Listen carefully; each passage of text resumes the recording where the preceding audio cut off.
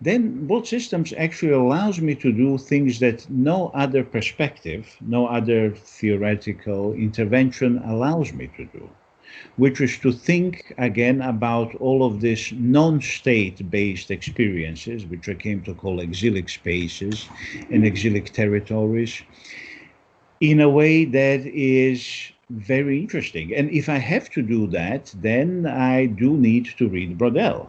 And because Braudel brings us to a notion of time and brings us back to a different way of thinking about temporality, which then helps me think about all of these structures in a different way. And I understood that Braudel's structures were not Althusser's structures. It was a very different kind of structuralism.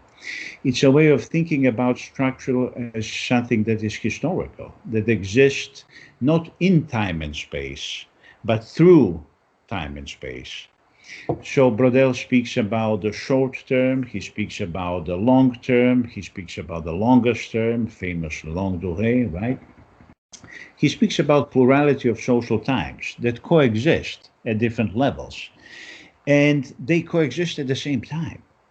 So you have an idea of capitalism, of capitalist world system, or capitalist modernity as a system that is really coexistence of the system and its parts, evolving parts and evolving whole.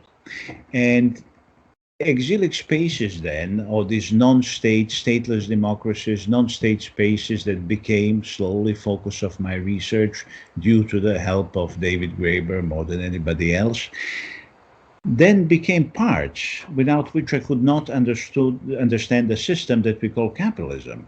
But also, we could not understand capitalism without understanding those parts that are exilic, they are not state-defined. And that allowed me then to go back to Braudel in a very different way and to understand that what he was talking about is more superior, I would say, than what my former teachers were telling me to do, which is to study history from below. I came to employ the term premature agency. Because when you read these guys, whom I still like, and I'm very fond of people like Peter Limbaugh, Marcus Rediker, you would see that they're doing things that are very different than the things that I'm trying to do. I'm trying to see not agency as something that's coming out of people themselves, not agency of the pirates, not agency of the people that I tend to study, right? But as something that has been mediated through structures. And then in that way, structure is a precondition for agency. And the role of a world systemic anthropologist then, or anarchist if you want, is to do the work of historical specification. If you then specify historically what was happening theoretically, you get to that what Dale Talmage calls theoretical history. A theoretical history then becomes a way of approaching both systems from a very different perspective. As an homage to David Graeber, I insist on using the term anarchist anthropology, and I'm quite fond of it. David used to say that he is not an anarchist anthropologist because that's something that you do. It's practice, not an identity. But I do think that we can identify a field of anarchist anthropology, of people who are trying to begin with this everyday communism, these practices of mutual aid and communistic practices in everyday, to examine them.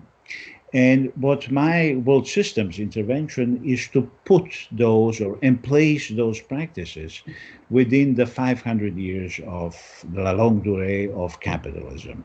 Since 16th century onwards, we have enfolded capitalist world system, historical capitalism as an actual historical system. And within it, I tried to study what anarchists were always interested in. And these are the forms of mutual aid, forms of everyday communist practice, or communistic, if you want, practice.